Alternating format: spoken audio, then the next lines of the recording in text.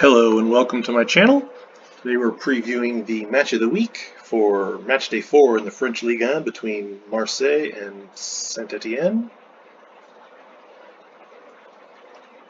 Marseille unfortunately involved in a ugly incident in Matchday 3 at Nice. Fans were throwing items onto the pitch. Dimitri Payet decided to throw a bottle back and resulted in quite a skirmish, and the match was suspended with Nice up 1-0. We won't have any of that in our preview this week. Hopefully we won't have any in the match either. We're at the Orange Velodrome, the home of Olympique Marseille.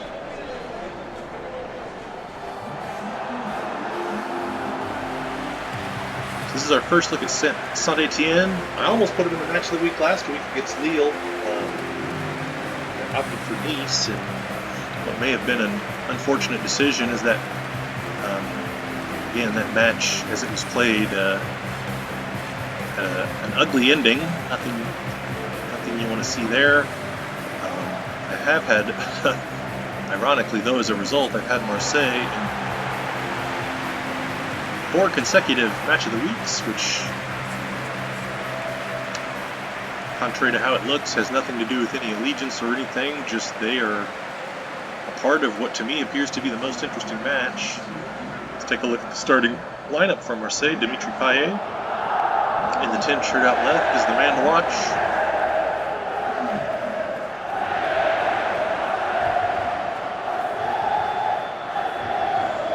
Saint Etienne in the Christmas tree formation. As I mentioned earlier, historically big club, kind of in a rebuilding phase, so been more mid-table lately, like I said with Bordeaux, in that kind of Arsenal situation. Teams in Ligue 1. There's our official Ligue 1 ball. We're underway at the Orange Velodrome.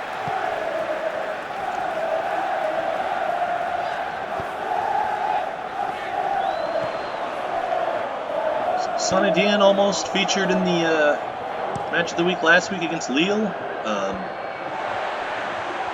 I ultimately decided to stick with, I guess, I don't know what to call it, I don't want to oversell it here, but my personal integrity of picking the match of the week, and I almost avoided Nice and Marseille last week just because Marseille had been in 2 already, but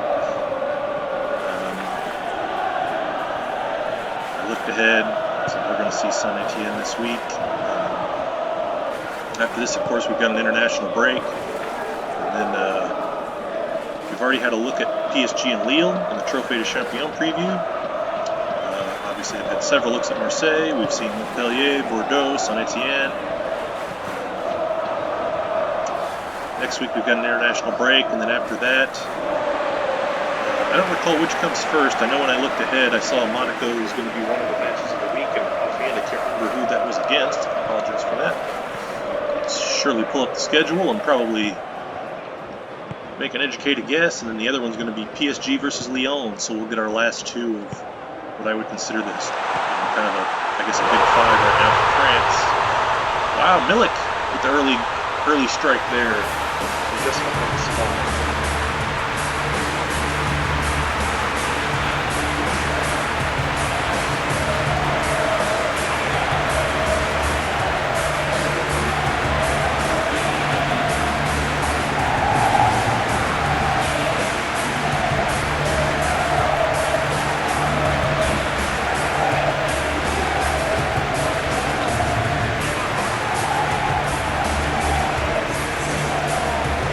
Look at that goal from Milik.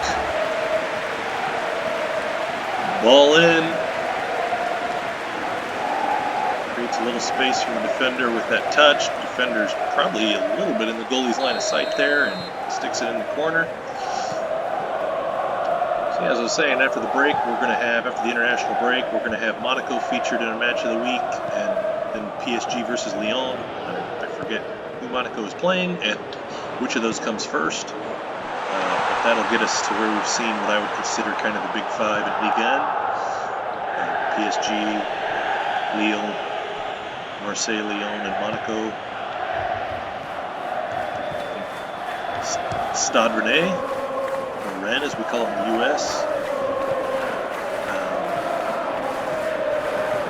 probably the next one as we move up the food chain. Actually owned by the in-laws of famous American actress Salma Hayek. And actually, as I say that, I'm not sure if she's American or not, so let me retract that. I'll just... Famous Hollywood actress Salma Hayek is more what I meant to say.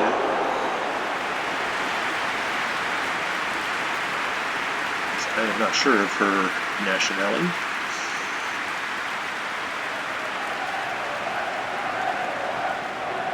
That's certainly a big club as well. And Renee.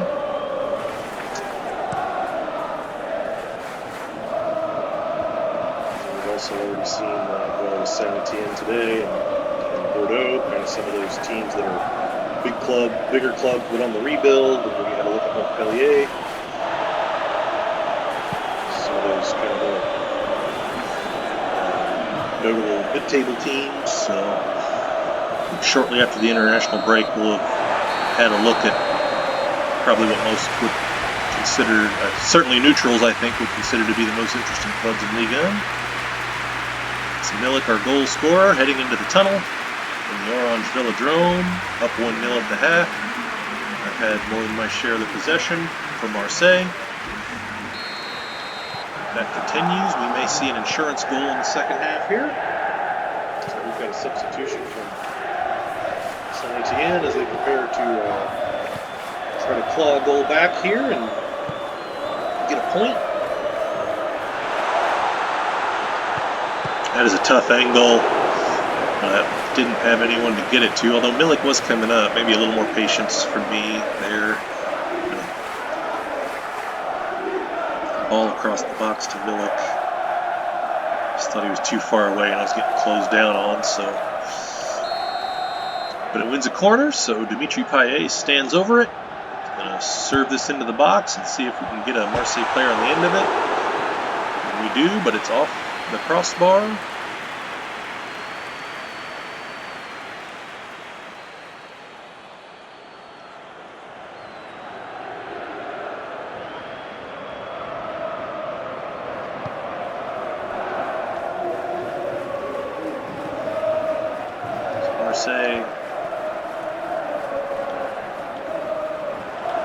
Both of these teams have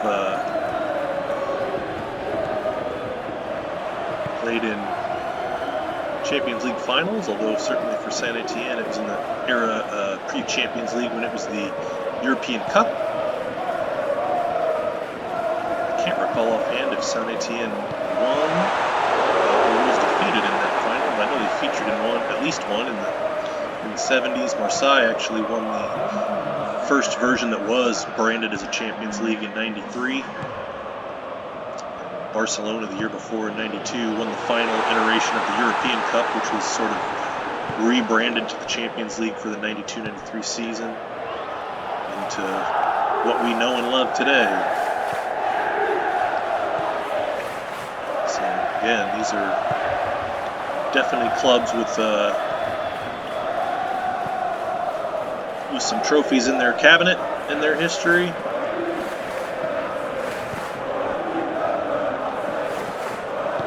Not just at the domestic level, but in Europe as well.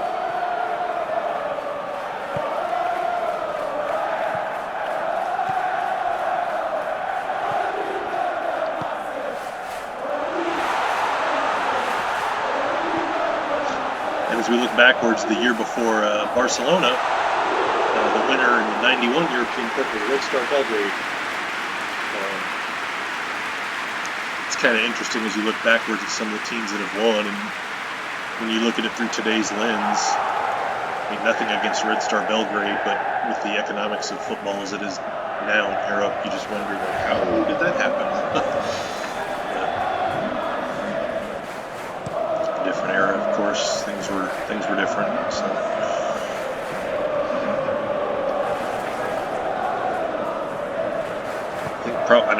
I don't know personally if that was a surprise, if they were expected to kind of win that, or if that was kind of out of nowhere. But hey, there's another goal from Milik, insurance goal in the 87th minute.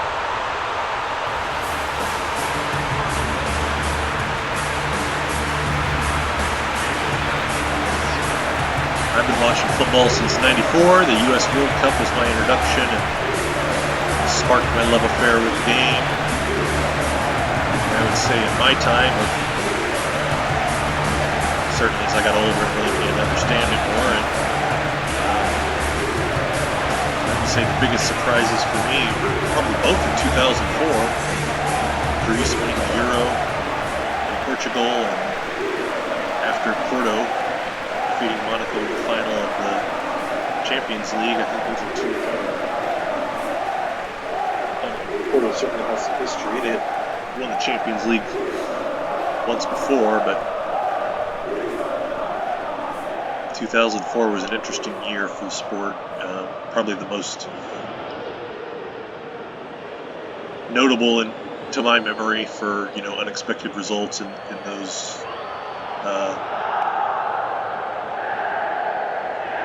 big finals. So Tovan's coming off, kill a little time off the clock, wave to everyone, slow walk, let's kill this off because we're down to the last couple of minutes here. We got 2-0 lead, so we shall see this weekend if this result comes to pass, even more so if the scoreline comes to pass. In general, I wouldn't put it out of the question. Marseille has got a really good team. I think what I'm not sure at this point, which would include this man who just scored, the 93rd minute. I don't know if there's going to be any, I guess to the point of me playing this match, I haven't heard of any sort of punishment or implications from the incident in Nice last weekend. If there are, I imagine it was quiet. Nothing on that. Let's see.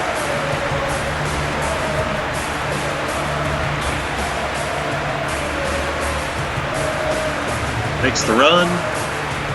Ball's in a good place, and he sticks it in the corner. Another look as he makes the run, gets the ball, slides it, I believe, into the side netting there. More the corner.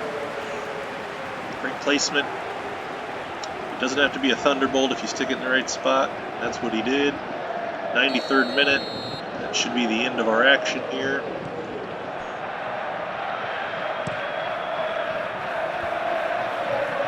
Maybe a little time added for the celebration, I suppose. But there we are. A brace for Milik. Great goal for Etienne.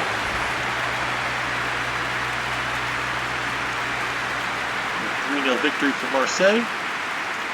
Let's take a look at our highlights.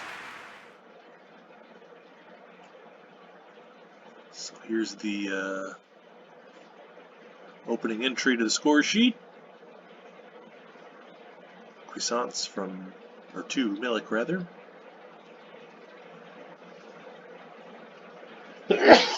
Excuse me. I think professional broadcasters might have a mute button for those instances. Unfortunately, I do not. Hopefully it doesn't deter anyone too much. Apologies.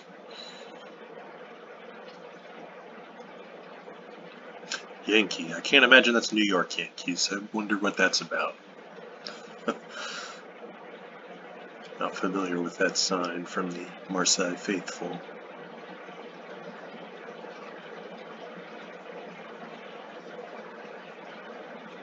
Oh, awkward from the Etienne keeper there. Well, we're creeping up on our couple of late goals here. But as we wrap up here, I do want to say a big thank you for watching. I hope you enjoyed the video. If you did, please give it a like. If there's a fixture you'd like to see me play, or if you have an opinion on what should be the next match of the week, you can leave that in the comments. If you enjoy this type of content, I do match of the week previews for the big 5 leagues in Europe and occasionally other notable fixtures around the globe. And next week, that's going to include a very large release of previews for the international break, the World Cup qualifiers. I'll have dozens of previews from each of the confederations' respective World Cup qualifying matchups during this international break. I also do a series of what I call international replays, where I replay World Cup finals, Champions Leagues, FIFA World Cups, the various confederation tournaments and such. If any of those types of, either of those types of content sound interesting to you, subscribe to my channel for much, much more. Again, thank you so much for watching. I really hope you enjoyed, and we'll see you next time.